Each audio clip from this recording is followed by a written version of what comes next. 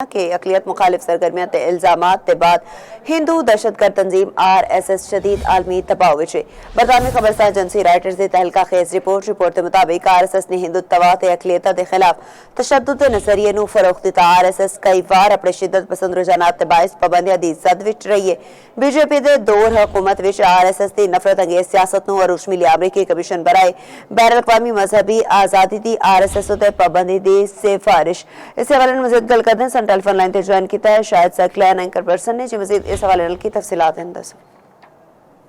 जी वेखो ये कोई शक नहीं, मेरा ख्याल से ये रिपोर्ट तो हुण आई है और पूरी दुनिया वेख रही है कि जी जो मोदी है जिस वक्त का हुकूमत आया वह नजरिया ही हिंदुत्व है और उससे RSS और उसने जो पहले भी जे कुछ किया गुजरात सारे पता है कि एक दहशतगर्द नजरियात और दहशतगर्द सोच रखने वाला बंदा है और उसने जोड़ा है पूरे हिंदुस्तान जोड़ा है उन्हें हिंदुत्व के नजरिए से लाया और उन्हें यह कहा कि जी हिंदुस्तान सिर्फ हिंदुओं का है और ये अलावा हिंदुओं के अलावा किसी और उत्थे रहने की जोड़ा है वो इजाजत नहीं होनी चाहिए। और फिर उसके बाद ये होया कि तुसीं वेखिया कि जी उत्थे चाहे वो सिख कम्यूनिटी हो, चाहे उत्थे मुस्लिम हो, चाहे उत्थे ईसाई हो, क्रिश्चन हो, उन्होंने सारे के खिलाफ जोड़ा है उत्थे कार्रवाइयां होंदियां रही। उत्थे उन्होंने जोड़ा है बादा लिंचिंग हुई। तुहानूं पता है कि जी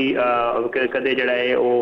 गाय के मामले के उत्ते, कदे किसी मंदिर, कदे किसी चर्च, कदे किसी जोड़े साडे सिख भाई ने उन्होंने जोड़ा है गुरुद्वारा के विच जोड़ा उत्थे ये सब दहशतगर्दी करते रहे। तुहानूं पता है कि मोदी जोड़ा है उसका पिछले सारा ताल्लुक RSS नाल ही है और उसकी सारी जी ट्रेनिंग हुई है जो कुछ होए RSS ने ही की है। और ये कोई शक नहीं कि असी पाकिस्तान से पहले ही पूरी दुनिया को दस रहे हैं कि जी तुहानूं पाबंदी लानी चाहिए, ना सिर्फ RSS से बल्कि मोदी से भी पाबंदी होनी चाहिए। और वो पता नहीं प्राइम मिनिस्टर बन के बैठा और मुख्तलिफ ममालिक के दौरे करता। तो याद होएगा इस इलैक्शन तो पहले जो मोदी वज़ीर आज़म बना सी उस तो पहले जो है वो अमरीका सिफारिश की गई थी कि जी मोदी के पाबंदी लाई जाए कि अमरीका ट्रैवल ही ना कर सके। तो ये कोई शक नहीं कि चाहे कश्मीर की एनेक्सेशन का मामला हो जोड़े कि उन्होंने जो है वो हैसियत खत्म की थी या राम मंदिर का मामला हो, उत्थे तुहानूं वेखण नूं मिलिया कि जी इन्हां दी जितने भी मामलात ने मोदी दे RSS दे या BJP इवन जी उन्होंने जमात है वो एक पोलीटिकल फेस है RSS का और वो सिर्फ जो है जाहिर करने कि जी असी सियासी हाँ और असी सियासत हिस्सा लेने बैक से तो RSS ही है और वो सारे ट्रेंड ने उन्होंने ट्रेनिंग दी जाती है और उन्होंने हथियार दिते जाते वो बाकायदा तौर पर एक मलेशिया के तौर पर उत्थे काम कर रही है और उन्होंने जितने भी काम ने वो सारे मुसलमानों के खिलाफ ने, वो सारे इस क्रिश्चन के खिलाफ ने, वो सारे जो है वो सिख बरादरी जितनी है उन्होंने खिलाफ ने। और हूँ ये जी रिपोर्ट आई है और ये जी सिफारिश की गई है, उम्मीद है कि इस सिफारिश के उत्ते अमल दरामद होएगा और RSS को बैन किया जाएगा क्योंकि RSS ना सिर्फ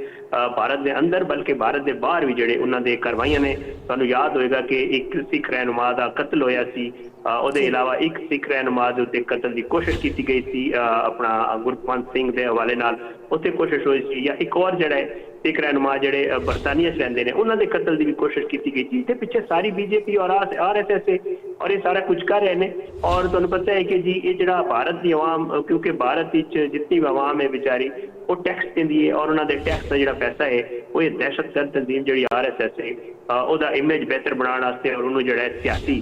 शो कराने कि जी जी BJP वो बड़ी कुछ सियासी जमात है और उन्होंने सियासी नजरियात ने ये सारा कुछ जो है बेचारे उत्थे भारत के लोगों को पैसे शैसे लेके तो सारा होंगे है उत्थे बयानियां शयानियां बनाया जाता है और शो कराया जाता है कि शायद ये कोई बहुत ही कोई शाइनिंग इंडिया और बड़े कोई जड़ा है ये सैकुलर जमाता ने और बड़ा कोई जड़ा है कोई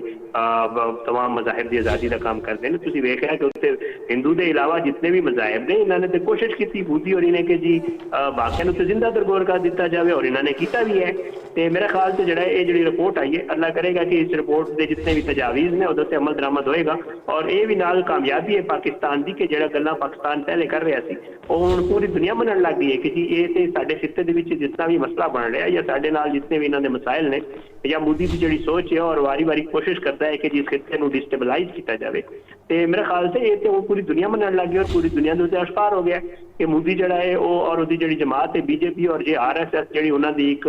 जत्था है जोड़ा कि मलेशिया उन्होंने जिन्होंने सपोर्ट भी करते हैं, जिन्होंने फंडिंग भी करते हैं, जिन्होंने ट्रेनिंग भी देते हैं कि जी मुख्तलिफ मकामात से जाकर दहशतगर्दी करें। तो मेरे ख्याल से इधर पाबंदी लगेगी और उम्मीद है कि जोड़े तजावीज़ सामने आए हैं ये अमल दरामद होएगा और पूरी दुनिया हूँ ये समझ पै गई है कि ये मामला जोड़ा है ये कुछ और है, ये सियासत एक चेहरा है बाकी पीछे दहशतगर्दी है।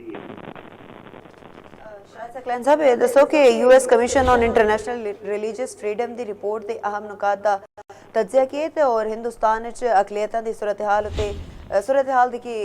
ਤੁਸੀਂ ਤਬਸਰਾ ਕਰੋਗੇ? देखो अकलीयतां की सूरत हाल तो मैं तुहानूं पहले ही दस चुकिया कि जी उत्थे कोई भी अकलीयत होवे चाहे वो मुस्लिम से स्पेशली क्योंकि उन्हां दी ते नफरत जिहड़ी है मोदी की मुस्लिम नाल नफरत ते उहदी पैदाइश और उसदे बाद जिहड़ी उहदी ट्रेनिंग हुई सी बीजेपी च और जिथे अपना RSS ते उहदे च तां मुस्लिम जिहड़ी नफरत है या मुस्लिम नाल जिहड़ी हेट है उत्थे मौजूद है और उस हेट दा इजहार उन्होंने जिहड़ी कश्मीर की खसूसी जिहड़ी हैसियत है वो खत्म की उहदे बाद उन्होंने उत्थे जिहड़ा है डोमिसाइल दिते उत्थे लोगों के डोमिसाइल बनाया उत्थे जाके जिहड़ा है जिथे उन्होंने अपने RSS जो लोग सन उन्होंने आबाद किया और कोशिश ये की कि उत्थे जिहड़े मुस्लिम मेजॉरिटी उन्होंने खत्म किया जाए और नफरत सी जिहड़ी मुसलमानां नाल सी। दूजे पासे तुसीं वेखो तो सिखां दे जितने ਤੁਹਾਨੂੰ ਗੁਰਦਾਸਤਾਨ मूवमेंट वेख रहे हो कि सिख ਜਿਹੜੇ ਨੇ ਆਪਣੇ ਹਕੂਕ ਵਾਸਤੇ ਉੱਤੇ ਜੰਗ ਲੜ ਰਹੇ ਨੇ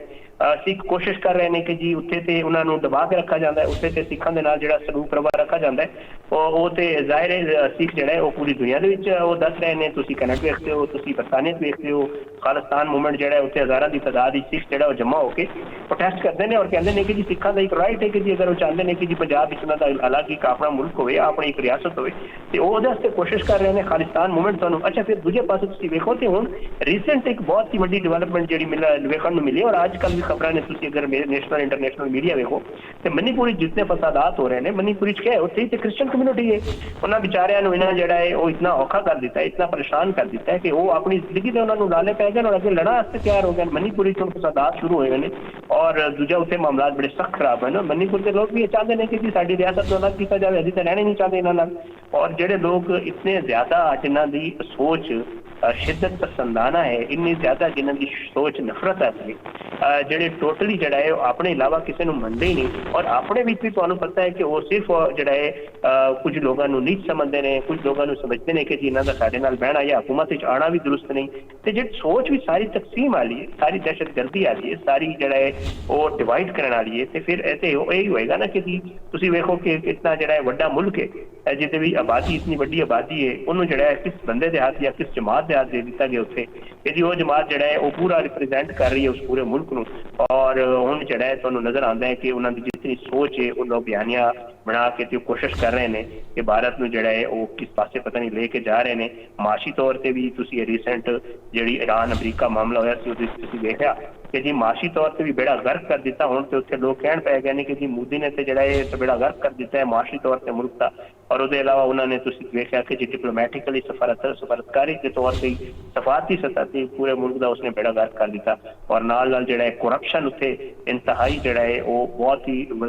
ਵੱਡੀ ਚਾਹੇ ਉਹ